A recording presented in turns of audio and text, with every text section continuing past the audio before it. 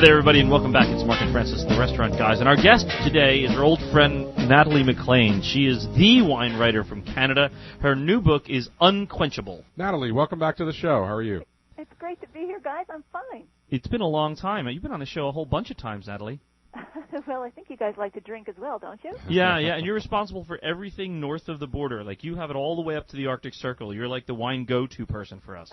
We have to keep warm somehow. Yeah, exactly. Well, now you've written a number of books. Your wine column, your free wine newsletter now.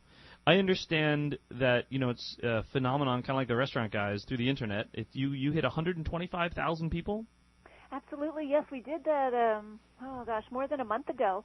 It's been really exciting now that the internet is so pervasive, so real, not this sideshow kind of thing anymore. And of course, there's social media, so everything really does spread quickly. And I just find the growth, it amazes me. Well, I want to ask you about the newsletter because I get your newsletter in my inbox, and I don't delete you.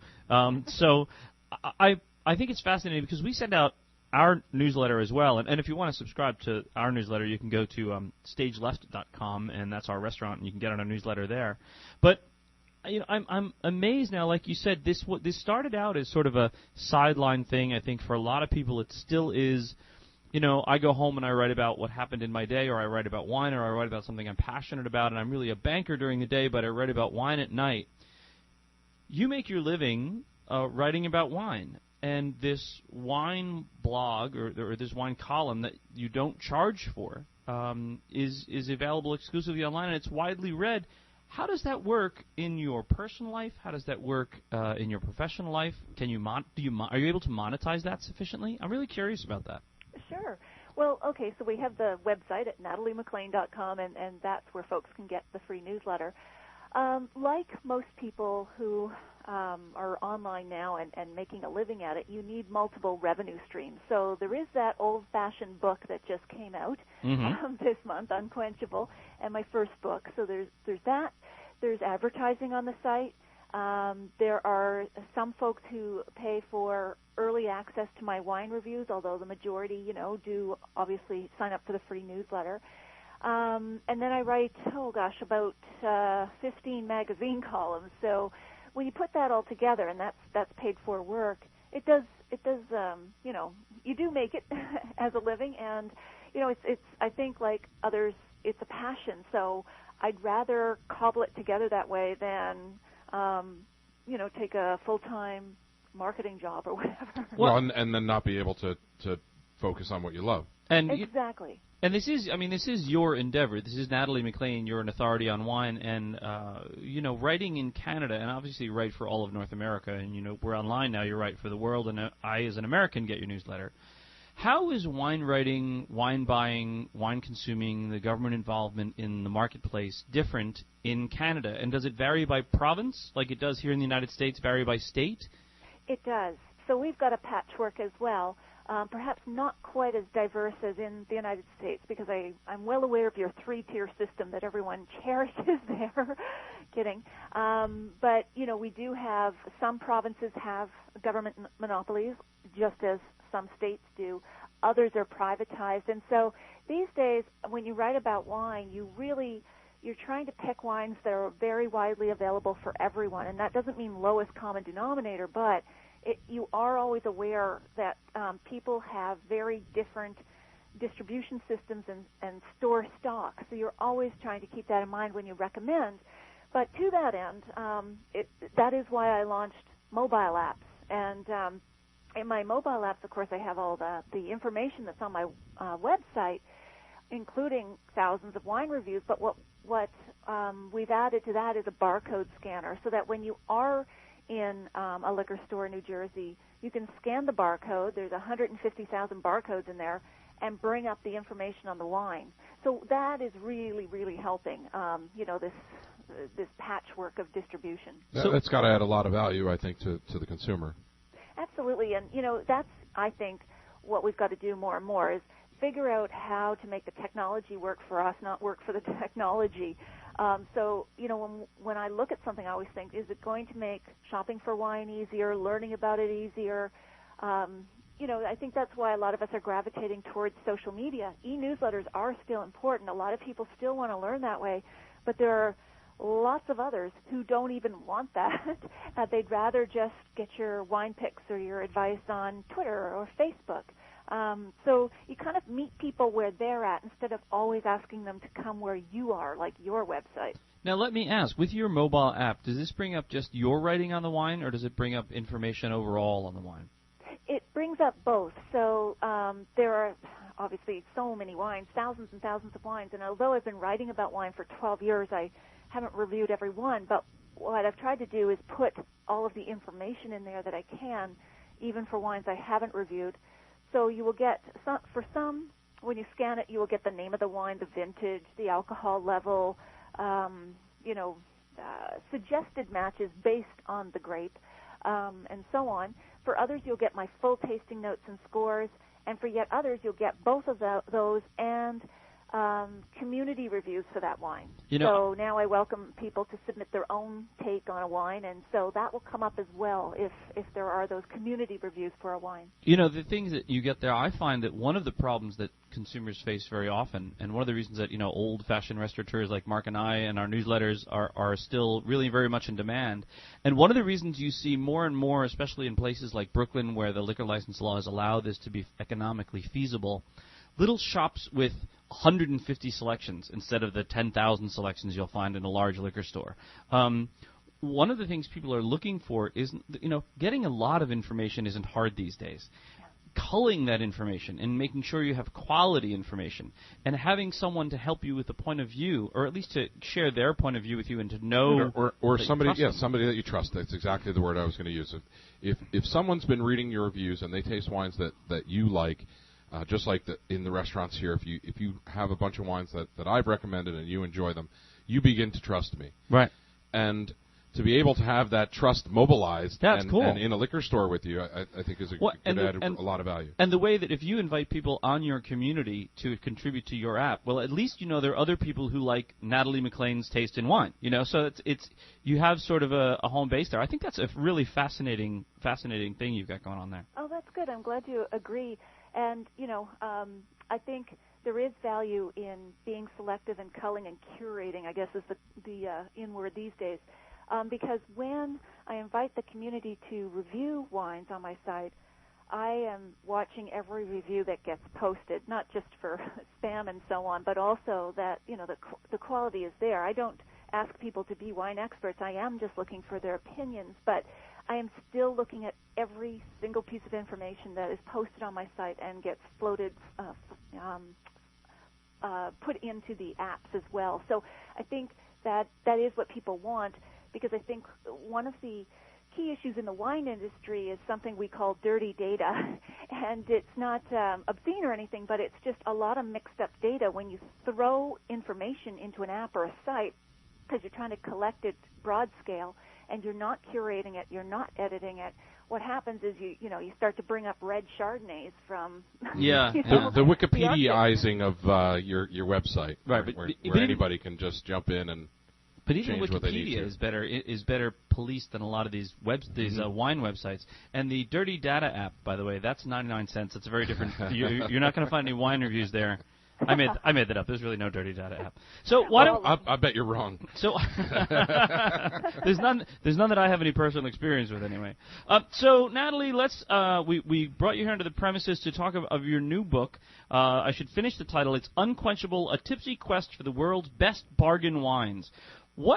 And let's start with the existential questions, because the restaurant guys always start with the big questions. What is a bargain in today's wine world? I mean, are there bargains at $1,000? Are there bargains, if you get a bottle of Screaming Eagle for $900, is that a bargain, or does a bargain have to be inexpensive? Great question. So I think of a bargain as value, and that's that equation between price and quality. Quality for wine being taste. And so what I look for are wines where you get more than what you pay for. And I do think there's a sweet spot range of, say, $10 to $20 where you can find wines that taste twice as expensive as they cost. But that's not to say that those below 10 or above 20 aren't bargains. So that Screaming Eagle, could be a bargain for some folks, at the right price, because it's all about what kind of price-quality ratio do you want. I just think, though, that there's a certain point, and it's not a hard line, but call it $30 or $50. Above that, you start to pay for intangible factors when it comes to a bottle of wine, like prestige and rarity and collectability, the intangibles. So you're paying for what somebody else wants, not exactly for what you're getting. Right, not for necessarily what you're going to experience in pleasure on your palate. Exactly. And so I'm trying to help people spot the bargains because, there's so many factors contributing to the fact. I mean, everyone loves a bargain no matter what, but, we've gone through a recession. A lot of us have traded down and realized we didn't have to give up great taste. We could still find really good bottles in that price range and don't see the need for trading back up. I mean, I think people still like to splurge occasionally and, for dinner parties or whatever and go higher. But I think if you're someone who loves a glass of wine or two with dinner, that's often the price range you're looking at. And remember, Natalie's talking about what wines here in a retail store. So whatever the number she's giving you in a restaurant, you would expect to pretty much double. Exactly. Yes. So right on. So you're looking for a range. Natalie's talking about wines in the $20 to $40 range and wines in the $60 to $100 range if you were in a restaurant. Right.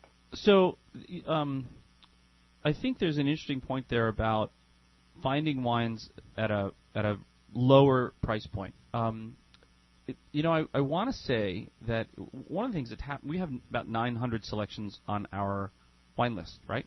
Mm-hmm. And they range from $35 a bottle to, over $3,500 a bottle. And we've found some folks at different points saying, oh my God, so many of these wines are so expensive. And indeed, in our 900 selections, we have 150 selections under $50. I mean, if that was the whole wine list, you don't find restaurants don't have 150 selections under $50. And people often say, well, you have so many expensive wines. I'm like, listen, there are 150 wines here that you can find that are relatively inexpensive. And they say, well, do you put as much thought into the less expensive wines as the high-end wines? And sometimes more. And I say, you know what? It's really, if you to say to me, Francis, I'd like you to find a great bottle of wine for your list, and you can spend $150 a bottle on it. It's not that hard, to be honest with you. Right. But you want to find a great bottle of wine on your list that's going to make somebody say, wow, for $35. Sometimes, we put as much care and love into that, and we're as proud of ourselves as we can be when we find, I got a Trebbiano d'Abruzzo and a Montepulciano d'Abruzzo that are the least expensive wines on my list right now. They're amazing. Yeah, they're great. And so, your book captures a lot of the spirit of this. It's the quest to go out and find, maybe not the Hope Diamond, but, to find a ruby in your own backyard. Exactly, and that's my thought. It's the thrill of the hunt. And anyone, as you said, can slap down $100 and get a great wine, but it does take a lot of savvy actually to hunt out the gems that do taste terrific in that bargain price range. And I think similarly, when it comes to making wine, it's pure snobbery to think that only winemakers who make the badge wines of over $100 are the ones who care most about the winemaking process. Mm-hmm. I think those who are trying to make terrific, affordable wines care just as much, if not more, because they have fewer resources to work with. Maybe they don't have the expensive French barrels or whatever. So I think we're realizing that, as wine consumption increases and people become more knowledgeable about wine, there's that dawning of, actually it's just fine to look for a great price quality ratio because it doesn't mean anymore, inexpensive doesn't mean cheap anymore. We're talking with Natalie MacLean, Canada's premier wine writer. We're going to take a quick break. We'll come back on the other side, and we're going to talk with Natalie about her current book and her methodology for going to find these bargain wines, and we'll also tell you where you can pick up the book in just a moment. You're listening to The Restaurant Guys at restaurantguysradio.com and the Heritage Radio Network. Hi, this is Francis of Stage Left and Catherine Lombardi Restaurants and also of the Restaurant Guys radio show. One of the best things about the restaurant business is the creative side of it. Coming up with big ideas and then turning those concepts into reality is awesome. It's what I love most about what I do. But it can't stop there. If you can't communicate exactly what it is you're doing, then you'll find yourself standing alone in your dining room, just you and your big ideas. The Mardini Group can help you get your ideas across to others. The Mardini Group is a boutique graphic design firm, and they do extraordinary work. We use them, and as you know, we only use the best. Whether it's menu design, product packaging, a corporate report, promo material, a homepage, or an awesome logo for a brand new project like Catherine Lombardi, we turn to the Mardini Group. Some small business owners don't realize how important it is to have a strong visual identity. Without it, you come across as less than professional.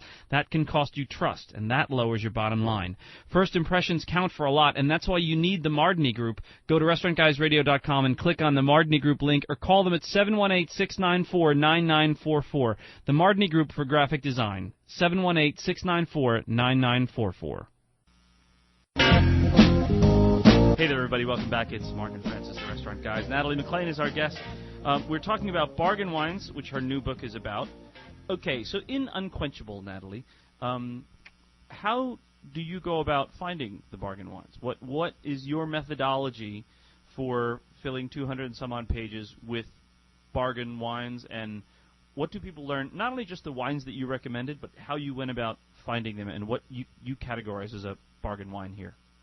Well, first of all, I'm a very thorough and hedonistic researcher, so there was a lot of drinking involved, or a lot of tasting. A hell of a job, Natalie, but somebody's got to do it. It all starts with really liking wine. Yeah. That's got to be the beginning. And then proving it. Right. Yes. Well, that's the difference between writing the book today and my first book back in 2006, Red, White, and Drunk All Over.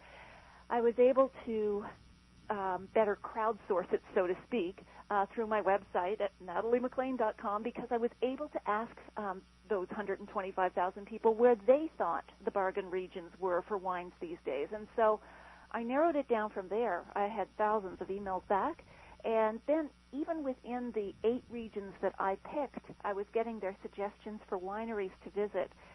And with these, what I was looking for is not just a great bargain wine, but a great story, because I think that in telling the story of people in the wine industry, passionate, colorful, obsessive, iconic, I could better tell the story of wine itself, and that you would be carried along with the narrative and then realize at the end of the book just how much you had learned.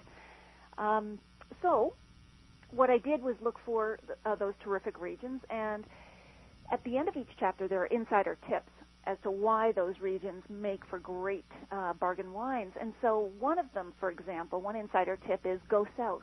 And so often in traditional wine-producing countries like France or Italy, you will pay a lot for the wines in the northern regions. If you think Bordeaux, Burgundy, Tuscany, Piedmont. You go south to Languedoc, Provence, and Sicily, which are all in the book, that's where the bargains will be. Interesting. Yeah, because they've been producing wines for hundreds of years just as well, or just as long, but they were always known as the country cousins, very rustic and so on. But the methods have improved, and now they're getting better exports, and they have fewer rules that increase their costs as their northern neighbors, so they represent terrific bargains on the shelf. And, your book also has a certain travelogue quality to it as well. Oh, good. Yeah, I do. I tried to keep in the armchair travel, whether you're going to eventually go to the wine regions I'm describing, or even if you don't make it. I think people really do love that. And, that's one of the reasons I write about wine and not plumbing parts. It's because vineyards are always in gorgeous regions of the world, and they make for wonderful vacation destinations, whether you're visiting vineyards or often there are terrific restaurants associated with the wineries, and so on. So I really did want to keep that aspect pretty strong in there on this book as well. Well, you talk a lot, and Francis and I mention this all the time in talking about wine or food or whatever experience you're talking about. Anytime you contextualize an experience, anytime there's a story that goes with it, you have a better ability to remember the details of that experience. And if the details are good, that will help you remember the great experiences you had while you were in the south of France or the south of Italy or even Southern California. Exactly. And that's what I was searching out with the people who would say memorable things. Either they were witty or they were philosophical or something, because they helped me put that place in my mind, and that's what I was looking for my readers. So, when I went to Australia, there's the colorful Wolf Blass, who's really a going concern in his mid-70s, and I'll never drink another glass of his wine without thinking of him, because he's just so, Well, he was a bit randy, actually, but Really? Yeah. He was he has Red Label Cabernet Shiraz, and he's the whole interview was a wink and a nudge, and he was just really colorful. But he was pouring this one in his tasting room. He goes, "Oh, I call this wine the leg opener." Oh my goodness! Oh my goodness, really? It's just when you meet people like that, you remember the place and the wines forever. And I think that's why we travel too, to really implant those sensory memories in our minds. All right, so I have a question for you. You're traveled the world looking for bargain wines. Here's something I think is really valuable to consumers. How do they spot inexpensive wines that are terrible but in a pretty package are marketed well? What are the terrible, cheap wines that are really just cheap and not a bargain at all? Look for gold embossing. No. Yeah. I wish there were one or even a few simple tricks to remember. It's hard these days because, wine marketing has gotten very sophisticated. It's as sophisticated as any other packaged good these days, especially with mass producers, and not that mass producers only produce terrible wines. So I think I try to advise the reverse. So try to develop a repertoire where they are good wines at reasonable prices. And so, back to those insider tips, another way to spot a good wine is, say, a region that had a dismal reputation a few decades ago, but now is really working hard to repair that reputation. And I think of Germany is one, where we had the sweet syrup behind the high school portable, perhaps. Today they produce zippy, dry Rieslings, wonderful food wines.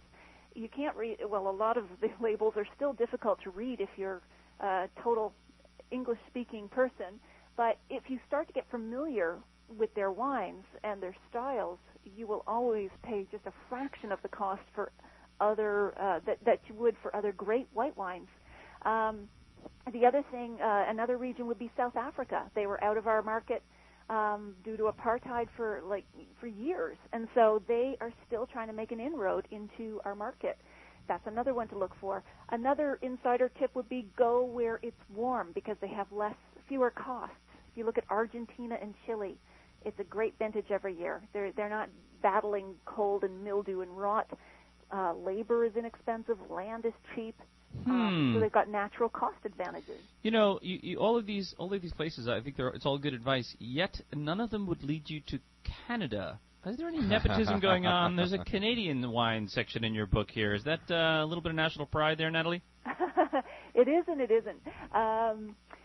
Why? The reason I included Niagara, and I could well have included Upper New York State as well with that, is that the wines there, the quality in the bottle, if you compare that to benchmark wines from around the world, is pretty amazing. So in Niagara, of course, we got on the wine map for our ice wines, our dessert wines. But if you look at the dry table wines, especially Riesling and Pinot Noir, and I focused on Pinot Noir, the heartbreak grape because it's so difficult and expensive to grow. Because I think when you buy a bottle of Niagara Pinot Noir and you compare that to Burgundy, I know they're different styles, but you're going to pay a fraction of the price. The challenge with Niagara and a lot of other wine regions, including many states in the United States, is that we don't produce enough to export great volumes. So you're not going to see Canadian wines all over the United States. So you're basically only sending us your crap. You have to come visit us. That's the point. That's the armchair travel bit. You're going to have to come up and see us sometime. Nice. Another place that Frances and I have found bargain wines, and I'll use that in quotations because sometimes. By the way, I just want to point out to everyone on the air that you can't see it because Mark doesn't realize in radio you can't see when you put something in air quotes. I did air quote there. Air quoting on the radio. But, very amusing. I air quoted bargain wines, and I'll do it again. But quote unquote bargain wines because sometimes they're very expensive. But one of the things that Frances and I have found are sometimes great producers in what will be declared an off vintage will have to lower their prices because just the vintage won't sell for whatever reason, but sometimes they'll offer still really wonderful wines. Exactly. They'll declassify their wine into a second label sometimes, and it's because they want to keep the reputation of that flagship brand pristine and consistent year after year if they produce enough. But that's a great insider tip as well. Look for the second labels or the declassified wines because you're getting that same expertise. It's just because they had such high standards, it didn't quite make it into the lead wine. I think of it as, this is kind of girly, but I think of it as like Max Mara and Max Mara Weekend Wear. So you have a second label like a lot of the haute couture designers have a second label, much more affordable, and yet you're still getting that quality of craftsmanship. So I'm guessing that the other men in the audience are as lost as we are. Francis and I just looked at each other and was like, huh? what kind of wear? I think we got it from context, though, I'm sure. Okay, good. Natalie, I want to go back to talking about your website just for 1 minute.